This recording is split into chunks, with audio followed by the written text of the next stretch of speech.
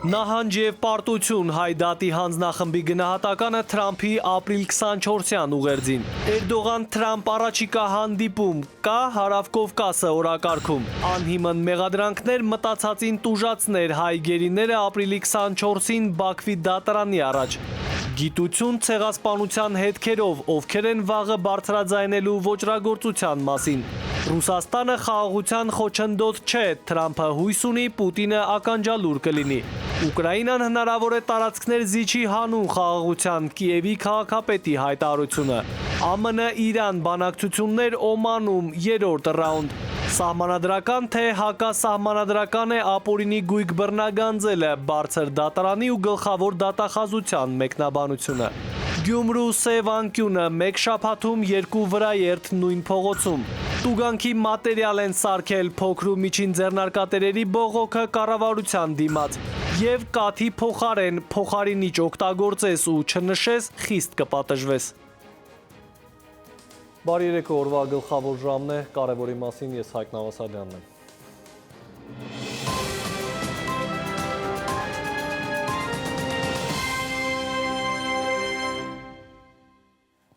Թողարկումը սկսենք սահմանից ստացված վերջին լուրով։ Սահմանապահ զորքերի զինծառայող է մահացել։ Քննչական կոմիտեից ժամին տեղեկացրել են, որ քրեական գործ է հարուցվել, սակայն թե որ հոդվածներով առայժմ չեն հրապարակում։ Լրատվամիջոցներում տեղեկություններ կան, որ զինծառայողը մահացել է ականի պայթյունից Սյունիքում։ Նահանջ և պարտություն, երկու բառով, այսպես է բնորոշում ԱՄՆ նախագահի ապրիլ 24-յան ուղերձը Ամերիկայի Հայդատի հանձնախումբը։ 1915-ի իրադարձությունների մասին Սպիտակ տան ղեկավարի խոսքում ցեղասպանություն բառ չենք գտնում, չկա։ Այստեղ ակնհայտ է, որ մինչև այդ ակտիվ աշխատել է թուրք-ադրբեջանական լոբբին, իսկ Երևանը մատերի արանքով է նայել դիվանագիտական տերմինաբանությանը։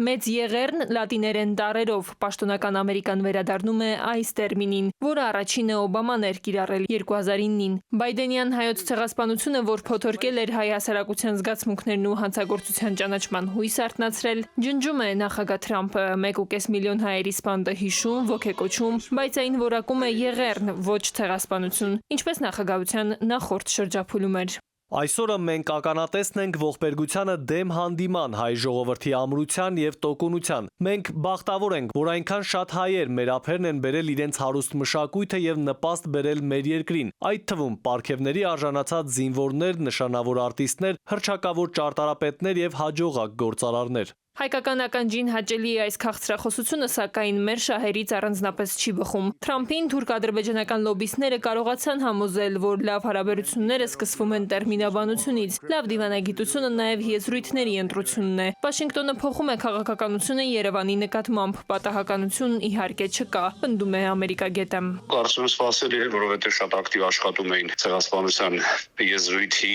չկիրառման համար եւ թուրքերը եւ ադրբեջանցիները, եւ կարծում եմ Հայաստանի իշխանությունների կողմից վարվող քաղաքականությունը եւս նպաստել է նրան, որպեսզի ցեղասպանություն տերմինը Միացյալ Նահանգների նախագահի ապրիլ 24-յան ուղերձում տեղ չգտնի։ Թուրքիան փորձում է իրեն ներկայացնել որպես տարածաշրջանային գերտերություն եւ Միացյալ Նահանգներին ցույց տալ, որ առանց Թուրքիայի դժվարություններ կլինեն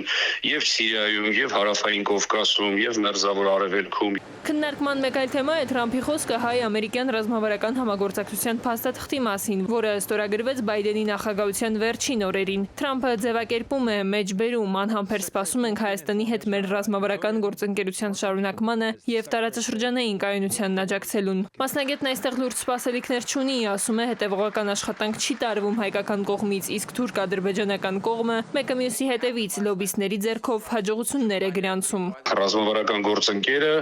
որոշել է, որ հայոց ցեղասպանությունը այլևս ցեղասպանություն չէ։ Արդյոք սա նորմալ է։ Ես կարծում եմ դա պետք է թողենք մեր ռուսադիտողների եւ ընթերցողների, այսպես ասենք, խղճին եւ տրամաբանության։ Նախագահ Թրամփի նահանջը հայոց ցեղասպանության ճանաչումից խայտառակ պարտություն է թուրքական սպառնալիքներին, հայտարարել է Վաշինգտոնի Հայդատի գրասենյակի գործադիր տնօրենը։ Նրա համոզմամբ ԱՄՆ առաջնորդի բաց թողումը դիվանագիտական վրիպակ չէ, այլ միտումնավոր նահանջ ճշմարտությունից։ Ամերիկայի նախագահի դիրքորոշման մասին պատկերացումները կամբողջացնեն նաև առաջիկա օրերի զարգացումները։ Ամերիկագետը հիշեցնում է, այս ընթացքում է Թրամփը որոշելու Ադրբեջանին օգնություն տրամադրել արգելող 907 բանաձևի ճակատագիրը։ Տիգրան Գուրգինյան, ժամը լրատվական։ Ու մինչև պարզ կլինի 907 բանաձևի ճակատագիրը Բաքվի բռնապետը շարունակում է տարբեր ճանապարհներով ճողոպրել խաղաղության պայմանագրից։ Քաղաքագետի գնահատմամբ Ալիևը հիմա հարմար առիթի է սպասում իր հարցերը լուծելու համար։ Առջևում Թրամփ-Էրդողան հանդիպումն է, իսկ Հայաստանի հետ հարաբերությունների հարցը կլինի օրակարգում։ Սիրանուշ Մուրադյանի անդրադարձում։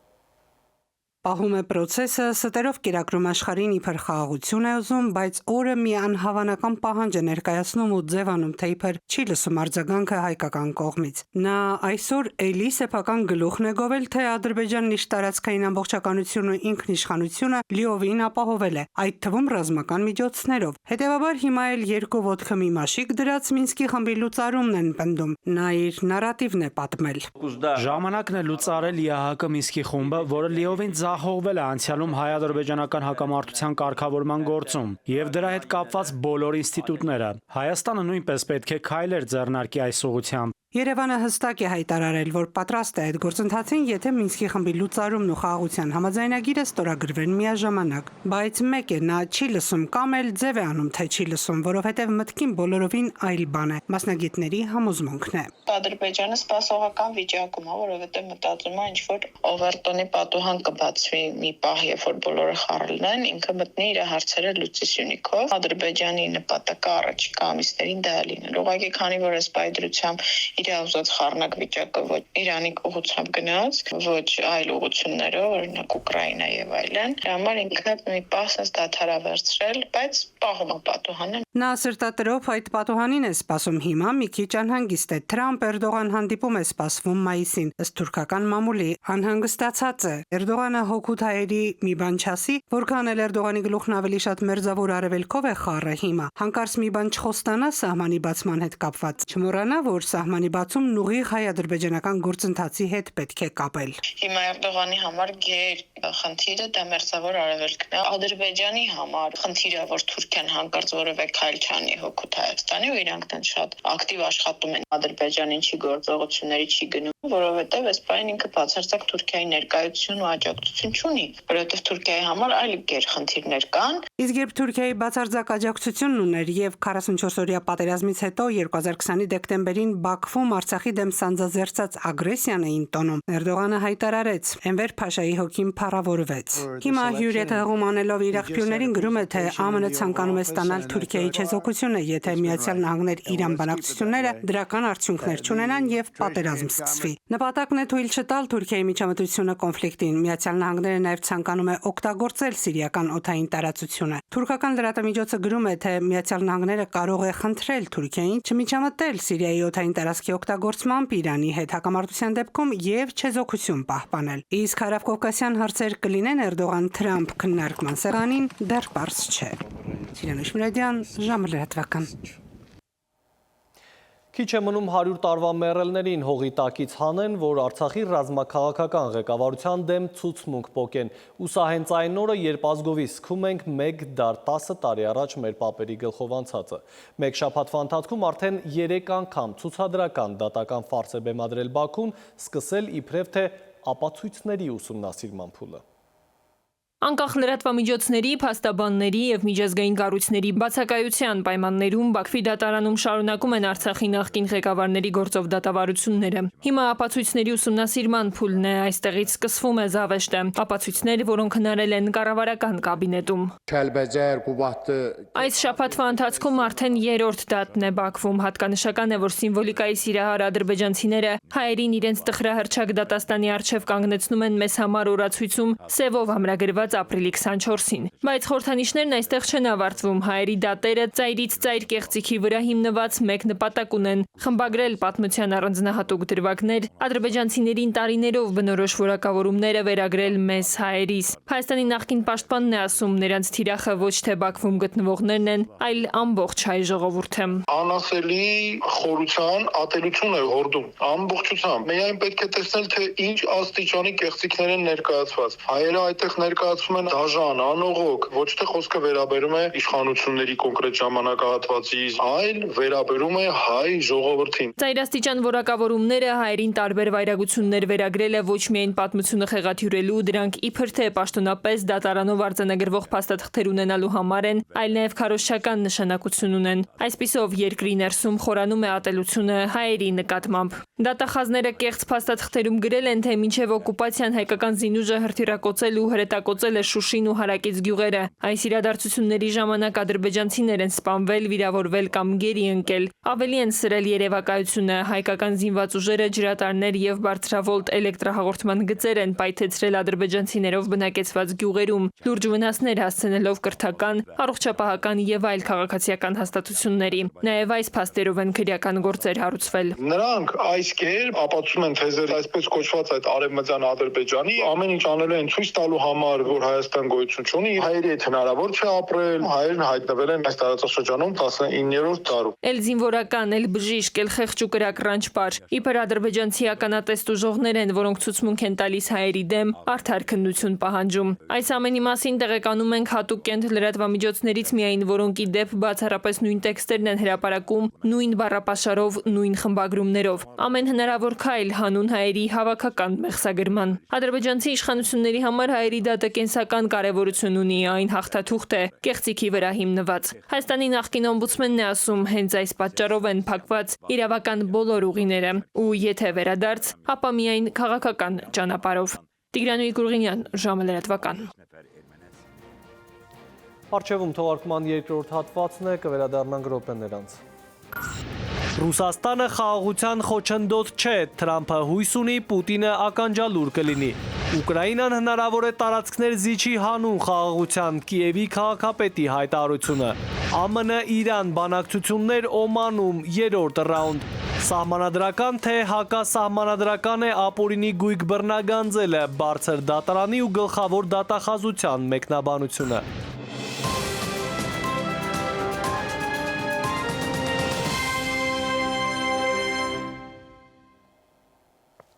Մենք կրկին ուղիղ եթերում ենք, շարունակենք թողարկումը եւ միջազգային լրահոս Կրեմլում մեկնարկել են Ռուսաստանի Դաշնության նախագահ Վլադիմիր Պուտինի բանակցությունները ԱՄՆ նախագահի հատուկ բանագնաց Սթիվ Ուիտքոֆի հետ։ Պուտինից բացի հանդիպմանը մասնակցում են նաև Ռուսաստանի Դաշնության նախագահի օգնական Յուրի Ուշակովն ու արտերկրի հետ տնտեսական գործակցության հարցերով նախագահի հատուկ ներկայացուցիչ Կիրիլ Դմիտրիևը։ Այլ մանրամասներ այս պահին հայտնի չեն։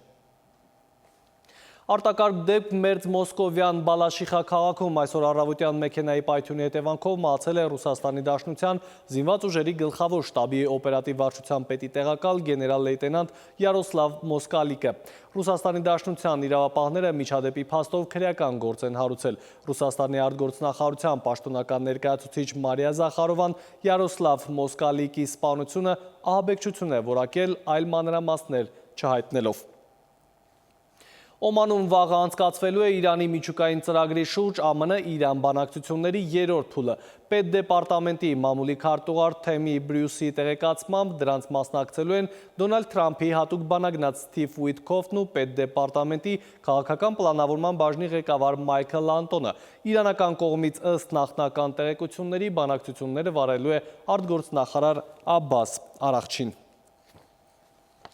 Եվ կրկին Հայաստան, Արցախից Մազապուրց, մայր հայրենիք հասած մեր հայրենակիցները բարդ երկընտրանքի առջև են։ Ստանալ Հայաստանի Հանրապետության քաղաքացիություն պետական բնակապահովման աջակցությունից օգտվելու համար, թե մնալ փախստականի կարգավիճակում, մտքում փայփայելով Արցախ վերադառնալու հույսը։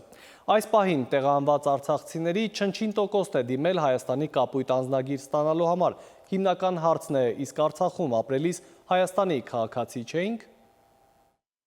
Ապրիլի 23-ի դրությամբ բռնատեղահանված ավելի քան 120,000 արցախցիներից միայն 8,717-ն է Հայաստանի քաղաքացիություն ստանալու դիմում ներկայացրել։ Հանրապետության նախագահն էլ այս պահին նրանցից 8,052-ին արդեն շնորհել է այն։ Վերջին տվյալները ժամին միգրացիայի եւ քաղաքացիության ծառայությունից են փոխանցում։ Ցուցանիշները բավականին ցածր են, որովհետեւ եթե տոկոսային հարաբերակցությամբ վերցնենք, սրանք շատ ցածր ցուցանիշ են համարվում։ Նախորդ տարվա ամփոփ տվյալներով, այսինքն բռնատեղահանումից Դրանից ավելի քան 1.5 տարի անց արցախցիներից մոտ 5500-ն էին դարձել Հայաստանի քաղաքացի։ Ընդամենը 4 ամսում դիմումների նկատելի աճը մասնագետներն ու պատասխանատու պաշտոնյաները առավելապես պայմանավորում են բնակապահովման պետական աջակցության ծրագրից օգտվելու հանգամանքով, ինչի համար արդեն Հայաստանի քաղաքացիությունը պարտադիր է։ Այն արդյունքները, որ կառավարությունը ցանկանում է գրանցել բնակապահովման ծրագրում, այս 1 տարվա ամփոփումից հետո բնականաբար չի ունենալու։ Եթե համեմատենք 25000 ընտանիք նախնական տվյալներով, պետք է որ բնակապահովման ծրագրից օգտվեր, իսկ այս ցուցանիշը 8000 թիվը, որ կա մոտավոր քաղաքացիություն ընդունածների, եւ եթե համեմատություն անցկացնենք, որ բնակապահովման ծրագրին դիմել է մոտ 1000 ընտանիք, որոնցից 115-ն է կարողացել իրացրել, սա բավականին ցածր ցուցանիշներ են։ Մեր երկրի քաղաքացիություն ստանալու հարցում ինչու են արցախցիները դեռ հապաղում, հարցին հարցով են պատասխանում, իսկ մենք Հայաստանի քաղաքացի չէինք, ինչ էր մեր 070 կոդով անձնագիրը, եթե ոչ Հայաստանի քաղաքացիության վկայություն։ Ուղղակի ես արհեստական այս խնդիրը ստեղծելով մարդկանց համար դեռ անհասանելի է, ոնց մենք Հայաստանի Հանրապետության քաղաքացի ենք, հիմա նորից պետք է քաղաքացիություն վերցնենք։ Քաղաքացիության փոխարեն փախստականի կարգավիճակը գերադասելով բռնի տեղահանված մեր հայրենակիցները նաև Արցախ վերադարձի հարցն են առաջնահերթ փորձում օրակարգում պահել, հավելում է Արցախցիների իրավունքների պաշտպանության խորհրդի անդամը։ Բարդ ընտրություն է այսօր այստեղ սեփական կտուր, թե վաղն ու միշտ ամենասեփական կտուրի տակ։ Էդուարդ Պողոսյան, ժամը լրատվական։ Որ հայոց ցեղասպանությունը պատմական իրողություն է, փաստ է։ Փաստ է նաև Թուրքիայի ժխտողական վերաբերմունքը։ Այդ երկրի կառավարիչները ամեն ինչ անում են, որ հայի գենից ջնջեն պատմական հիշողությունը արդարության վերականգնման համար պայքարի էջերը։ Սա կհաջողվի թուրքերին, եթե ավելի քան 1 դար առաջ տեղի ունեցած ոճրագործության մասին այսօր չխոսենք փաստերով ու հիմնավորումներով։ Հենց այստեղ է, որ հրամայական է դառնում ցեղասպանագիտության որպես գիտության առանձին ուղղության կայացումը։ Իսկ ովքեր կլինեն վաղվա օրվա ցեղասպանագետները, տեսարյունքում։ Ցեղասպանության հիշատակի օրը մասնագետների, դիտարկումների ու վերլուծությունների առանցքում էր, սակայն այսօր նրանք անհանգստացած են։ Տարիներ հետո ինչպես կամ ովքեր պիտի վերլուծեն ոճրագործությունը, ինչպես է փոխանցվելու պատմությունը, եթե չկան բավարար տեղեկություններ այն խորապես ուսումնասիրելու համար։ Մենք Հայաստանում, թե չեմ սխալվում, միայն Երևանի պետական համալսարանը ունի ցեղասպանագիտության մագիստրատուրա, այն նոր է բացվել, նախկինում եղել են, եթե չեմ սխալվում, մի քանի փորձեր, բայց միայն վերջերս են եղել դա բացել։ Եվ այստեղ մեծ հարց է, թե ինչ հետաքրքրություն այն կառաջացնի երիտասարդների շրջան, որպեսզի նրանք իրենց հետազոտությունները կամ իրենց կարիերան կառուցեն այս ոլորտում։ Հաշվի առնելով նաև ցեղասպանագետների դիտարկումները, Վահրամ Տեր-Մաթևոսյանն ասում է, ցեղասպանագիտությունը որպես գիտակարգ թուլացել է։ Փորձագետն էլ համակարծիք է։ Մեր դպրոցներում ցավոք սրտի շատ մանրամասն եւ խորքային որևէ ներկայացում չկա դասագրքերում։ Մենք պետք է ոչ միայն մեր դասագրքերում, այլ մեր քաղաքականությունը հատկապես արտաքին պետք է ուղղված նրան, որ այլ երկրների դասագրքերում եւս ներառվեն որոշակի նյութեր հայոց ցեղասպանության մասին։ Այդ թվում նաև Թուրքիայում, որովհետև Թուրքիայի պետությունը մեկ է, իսկ հասարակությունը լրիվ ուրիշ բան, եւ հասարակության մոտ իրազեկվածության մակարդակի բարձրացումը պետք է պայմանավորված լինի նաև հայերի մոտ այդ իրազեկվածության բավարար պատշաճ մակարդակով։ Ուշադրությունը պետք դարձնել նաև Սփյուռքի դպրոցներին։ Փորձագետն ասում է, որոշակի կրթական նյութեր են ստանում նաև Հայաստանից, որոնցում տեղեկատվությունը գնալով նվազում է։ Պատմության ուսուցիչներն էլ են դժգոհ, ցեղասպանության մասին նյութերը բավարար հասանելի չեն։ Հարցականներ կան։ Խոսքս համակարգված հասանելիության մասին է։ Իհարկե հիմա ինտերնետում բազմաթիվ նյութեր կան, բայց չգիտեք դրանք ուսումնական նյութեր դարձնելու համար ինչպիսի ջանքեր պետք է դնեն ուսուցիչները, որ ուղղությամբ պետք է գնան, եւ նրանց մոտ այդ հարցականը փոխանցվում է նաև աճող սերունդին։ Ցեղասպանության ճանաչումը, դատապարտումն ու հատուցումը ըստ փորձագետի պետք է դառնան ոչ միայն արտաքին քաղաքականության առանցքային հարցերից, այլ նաև ներքին ներառելով հենց կրթական ծրագրերում համապատասխան տեղեկությունների զետեղումը։ Իսկ ԿԳՄՍ նախարարությունից հրաժարվեցին հարցը մեկնաբանել։ Սիլվի Մուրադյան, ժամը լրատվական։ Այլ թեմաներ, օր չկա, որ խարդախներից ուղակից քաղաքացի չտուժի, նույնիսկ հենց այս պահին, երբ խոսում ենք կիբեր հանցագործությունների մասին, հնարավոր է ինչ-որ մեկը ձեզ հիմա փորձում է մոլորեցնել։ Օրինակ SMS հաղորդագրությամբ որևէ բանկի անունից վստահեցնում է, որ ձեր վարկը հաստատվել է եւ անհրաժեշտ է ընդամենը անցնել հղումով։ Մեկ քլիկ ու դուք ֆիշինգի զոհ եք։ Հարցը գլխավոր դատախազի սեղանին է հասել, պարզվում է կան բանկեր, որտեղ չկան անվտանգության հուսալի պաշտպանության միջոցներ։ Իսկ թե ինչ կարծիք ունի Վարդապետյանը ապօրինի գույքի բռնագանձման մասին օրենքի սահմանադրականության մասին, Նաիրի Մուրադյանի անդրադարձում։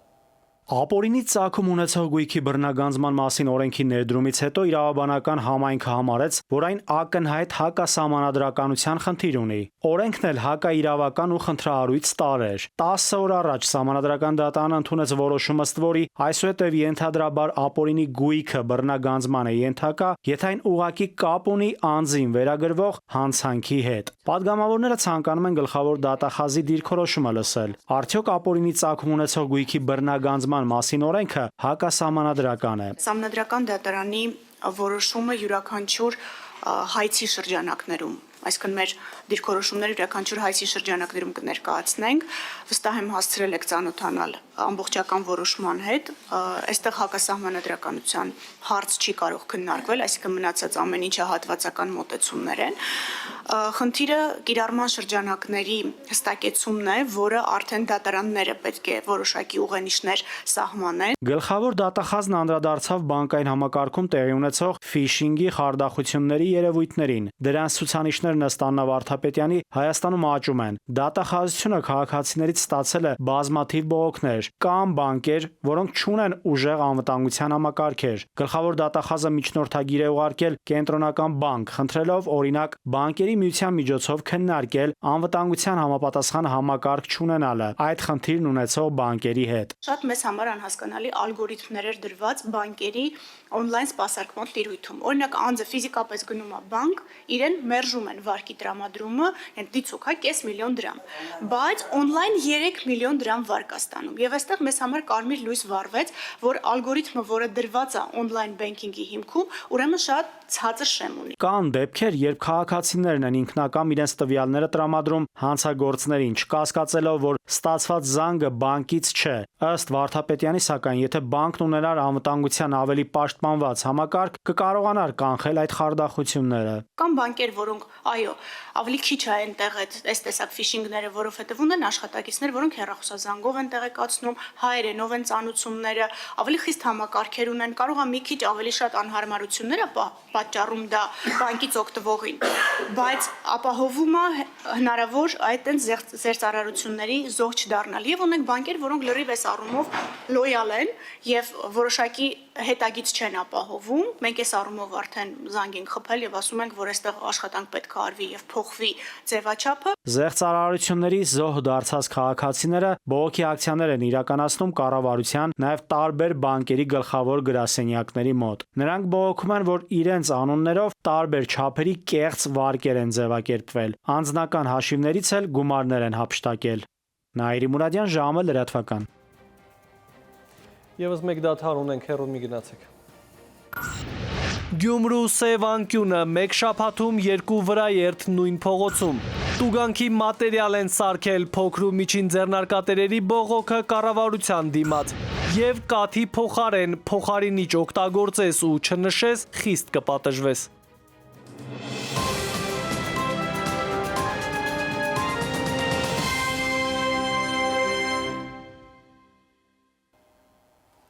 Մենք վերադարձանք, դուք դիտում եք ժամի գլխավոր թողարկումը։ Ավտովթար վրաերթ Գյումրու Սայաթ-Նովա փողոցում ու այսպես շարունակ այս լուրերը հաճախ են փոթորկում համացանցը։ Գյումրեցիները տևական ժամանակ է պահանջում են իրավասու մարմիններից միջոցներ ձեռնարկել, լուծել այդ ճանապարհով ապահով երթևեկելու հարցը։ Սայլը տեղից չի շարժվում, զուգահեռ մեկ շաբաթվա ընթացքում երկրորդ վրաերթի դեպքն է արձանագրվում։ Այս կետնանցումը հաստատ մահաբեր է, որովհետև եթե մի շաբաթվա մեջ 2-3 հատ վրաերթ է լինում, այսպես կես դուրս կես կատակ ասեմ, որ այստեղից անցնելիս խաչակնքվում ենք, նոր անցնում ենք։ Գյումրու Սայաթ-Նովա փողոցի այս հատվածը շատերն են համարում մահաբեր, որպես հիմնավոր պատճառ վերջին մեկ շաբաթվա ընթացքում վրաերթի 2 դեպքն են մատնանշում։ Խնդրի մասին բազմիցս բարձրաձայնել են, բայց ապարդյուն։ Իսկ այսօր ոչ թե բողոքելու, այլ իրազեկելու եւ պատասխանատու մարմինների ուշադրությունն այս խնդրի վրա կենտրոնացնելու համար մի քանի րոպեով փակում են Սայաթ Պորտնովա փողոցը։ Կարճ ժամանակ անց բարեկային ծառայողներն արձագանքում են ու ճանապարհը բացվում է։ Այստեղ ամեն օր կարելի է ավտովթարի կամ վրաերթի ականատես լինել, նշում են Գյումրու դրամատիկական թատրոնի աշխատակիցները։ Պիտի լուծում գտնեն այն մարդիկ, այսինքն մասնագետները, ովքեր իրավասու են եւ կարողանան լուծի, որովհետեւ ես վստահ եմ շարունակական բնույթ է կրում եւ չեմ կարող միանշանակ ասել, որ այստեղ բարորդներն են մեղավոր կամ հետիոտը, բայց խնդիր կա, որովհետեւ անընդհատ այստեղ լինում են դեպքեր։ Հանդիսատեսը թատրոնի կենտրոնից պետք է մուտքի չէ, ներս մտնի։ Դրա համար ցանկալի է ոնց որ բոլոր տեղերում անպայման լուծեն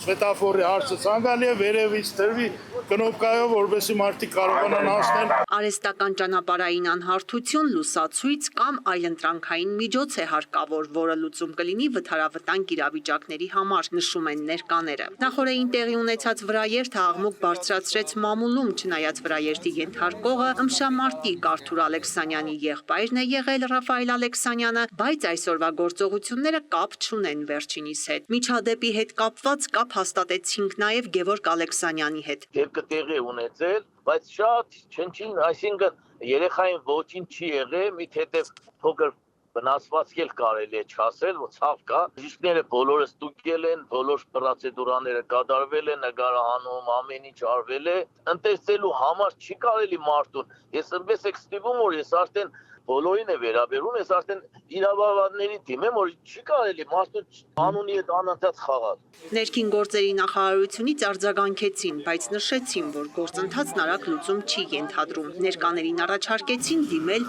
Գյումրու համայնքապետարան։ Ալա Բաղդասարյան, Խան Հովհաննիսյան, ժամը լրատվական, Գյումրի։ Հայաստանում շաքարային դիաբետ ունեցող երեխաները դժվարությամբ են հաշմանդամության կարգ ստանում։ Պարզաբանումն այն է, որ միայն հիվանդության կամ վնասվածքի առկայությունը բավարար չէ հաշմանդամություն սահմանելու համար։ Մինչդեռ ծնողները, հասարակական սեկտորի ներկայացուցիչները պնդում են, որ եթե հիվանդության վաղ փուլում բուժառուն պետական բժշկական արտոնություններ չստանա, վաղը նրա առողջական վիճակը կբարդանա, բուժումը ավելի ծախսատար կլինի։ Շաքարային դիաբետի պատճառով օրգանիզմում առաջացած ֆունկցիոնալ խանգարումն այն աստիճանի չէ, որ հանգեցնի հաշմանդամության կամ կենսագործունեության որևէ սահմանափակման։ Միասնական սոցիալական ծառայությունն այս հիմնավորմամբ մերժել է մանկական դիաբետ ունեցող մի շարք քաղաքացիների հաշմանդամության կարգ սահմանելու դիմումները։ Կառույցի պաշտոնյան պարզաբանում է, չկա իրավական այնպիսի դրույթ, որը հստակորեն սահմանում է, թե հիվանդության առկայության դեպքում պետք է անձին մեխանիկորեն հաշմանդամության կարգ տալ։ Օրենքի փոփոխության արդյունքում մենք ունենք հստակ հաշմանդամության սահմանում։ Եթե կա որևէ խնդիր, որը բերել է ֆիզիկական, հոգեկան, զգայական խանգարման, այդ դեպքում քննարկվում է հաշմանդամության սահմանման հարցը։ Ունենք 132 հաշմանդամություն ունեցող երեխա եւ մեծահասակ։ Այսինքն այն միտքը շաքարային դիաբետով, առաջի տիպով, այսինքն այն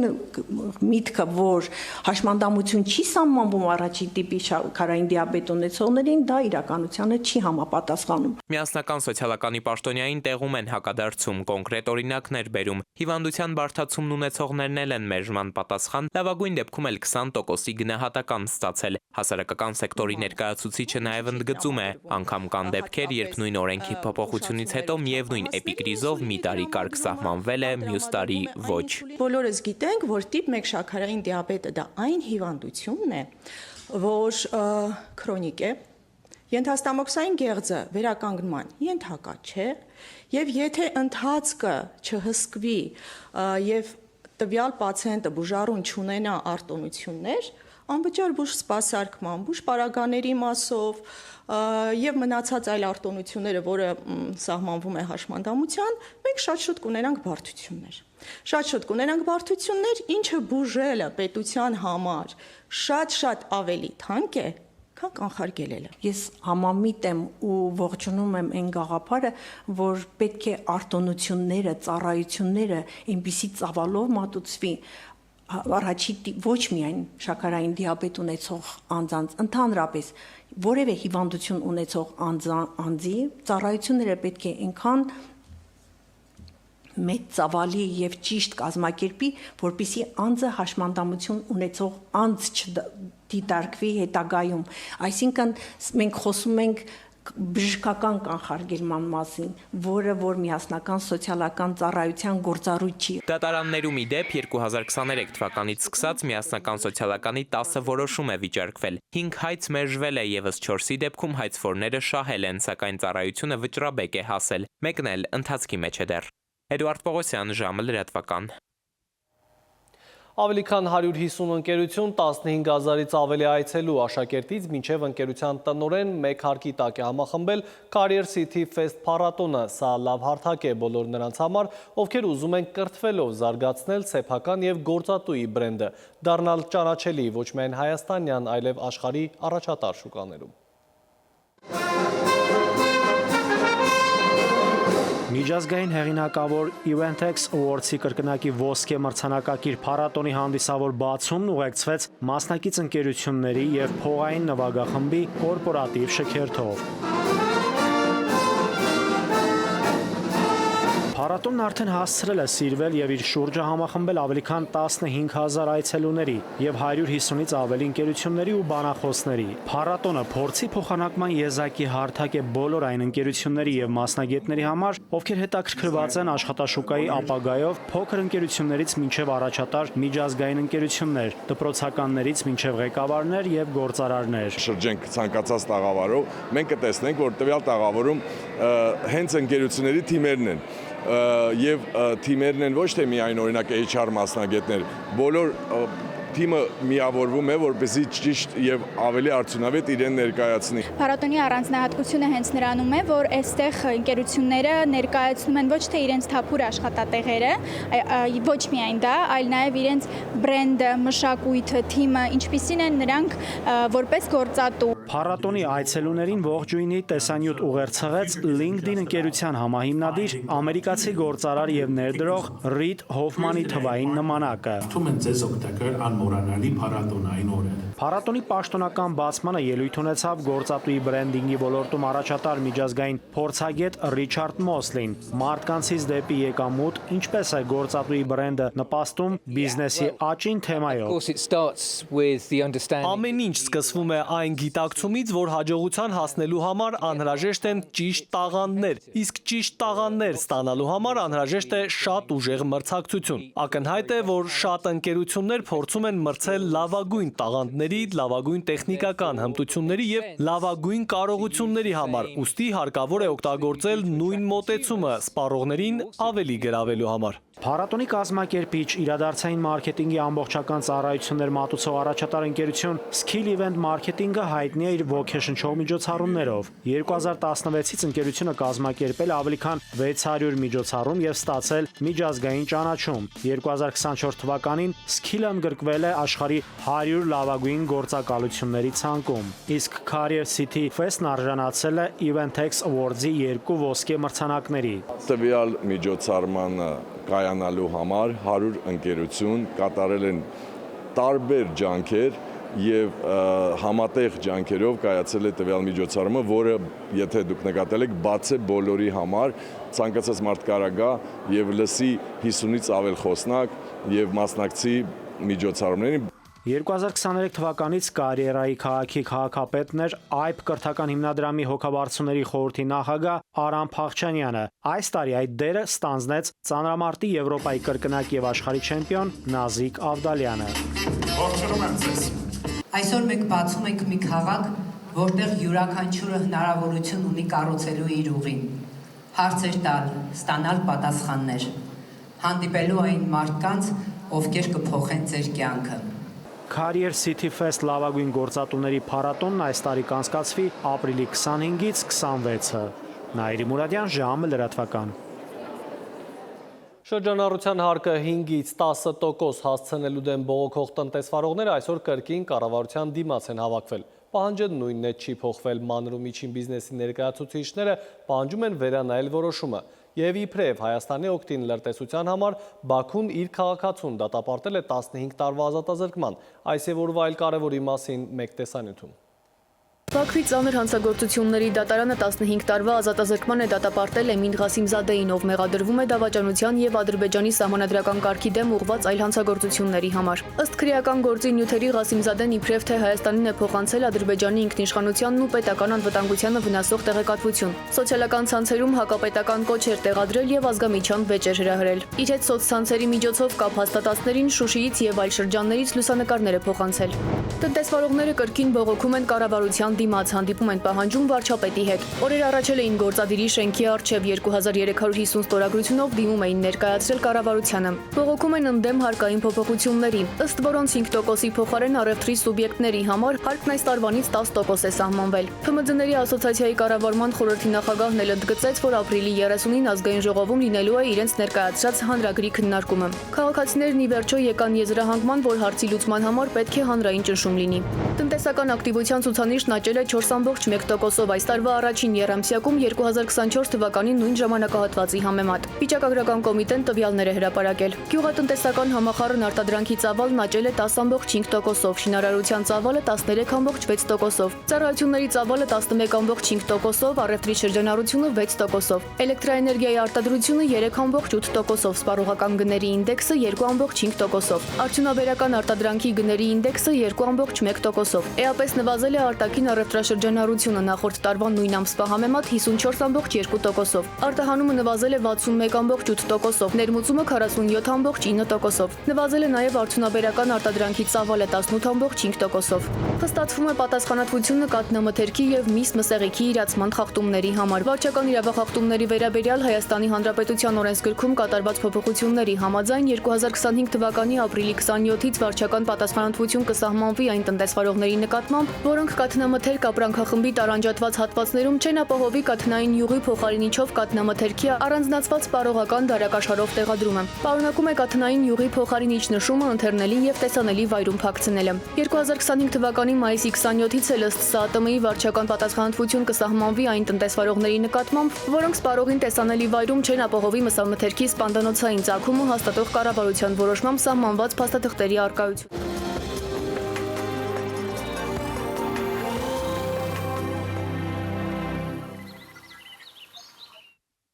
Եվ վերջում օդերևութաբանական կանխատեսումների մասին վաղը ապրիլի 26-ի երեկոյան 27-ի գիշերը սպասվում են անձրև և ամպրոպ, իսկ եղանակի տեսության հովանավորն է Ֆերոսի ապրանքանիշը իր հուսալի, անվտանգ և գերխնայող գազի կաթսաներով, որոնք պաշտոնապես ներկայացված են էքստերիեր խանութների ցանցում, Ֆերոսի եղանակ ստեղծող կաթսաներ, իսկ այժմ եղանակի մասին ավելի մանրամասն։ Եվ այսպես Շիրակում, Կոտայքում, Գեղարքունիքում, Արագածոտնի և Վայոց ձորի լեռներում սպասվում է 16-ից 21, Վայոց ձորի և Արագածոտնի նախալեռներում 16-ից 25 աստիճան տաքություն, Լոռիում կլինի 21-ից 24, Տավուշում 23-ից 26 աստիճան։ Արարատում, Արմավիրում սպասվում է 22-ից 25, Սյունիքի Հովիտներում 27-ից 30 աստիճան, Սյունիքի նախալեռներում 21-ից 25 աստիճան ջերմություն։ Իսկ Մայրաքաղաքում գիշերը կլինի 8-ից 10, ցերեկը 21-ից 23, երեկոյան ժամերին սպասվում է 14-ից 16 աստիճան ջերմություն։ Հարգելի հեռուստադիտող, այսքանով ավարտված է ժամի գլխավոր թողարկումը, խաղաղ գիշեր ու բարի հանգստյան օրեր եմ մաղթում։